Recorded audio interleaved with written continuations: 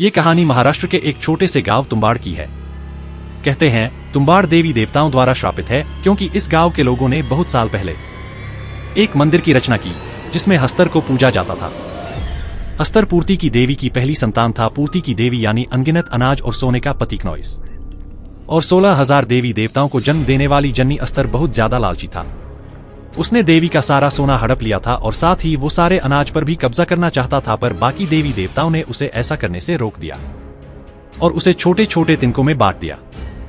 फोर्ती की देवी अपनी पहली संतान को बेहद प्रेम करती थी और हस्तर का नाश होने से पहले उन्होंने उसे बचा लिया, लेकिन एक शर्त पर, कोई उसे कभी नहीं पूजेगा और उसे भुला दिया जाएगा।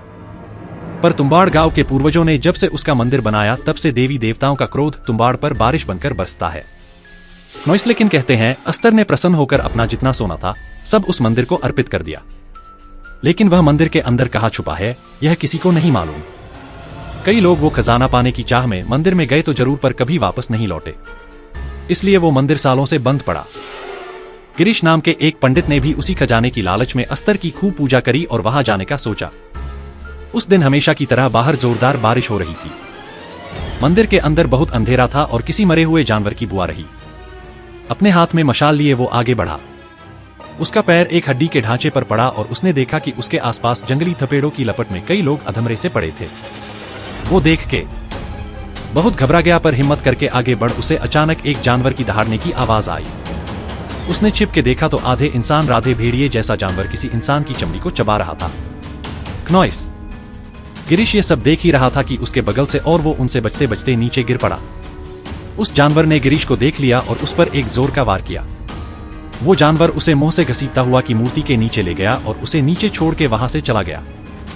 गिरीश ने जब उठ के देखा तो वो दंग रह गया। वहां की मूर्ति के ठीक नीचे सोने की अनगिनत मुद्राएं रखी हुई थी। गिरीश की आंखें चमक उठी और वह अपनी पोटली में सारा सोना भरने लगा। तभी अचानक मंदिर में बहुत जोर जोर से धमधम होने लगी और पूरा मंदिर हिलने लगा।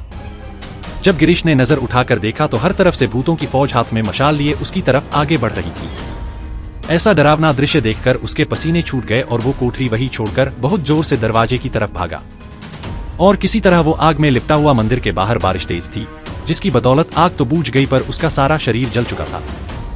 सभी गांव वालों ने उसका बहिष्कार कर दिया और उसके बीवी बच्चे उसे छोड़कर चले गए। उस दिन के बाद गिरीश सबको पागलों की तरह बोलता रहा, अंदर मत जाना, अंदर मत जाना, और उसने अपना सारा जीवन उसी मंदिर के बाहर भीख मांग मांग के निकाल दिया। अगर आपको ये कहानी अच्छी लगी तो अभी सब्सक्राइब करिए और कमेंट्स में जरूर लिखिए कि अगली कहानी हम किस हॉरर लेजेंड पे बनाएं।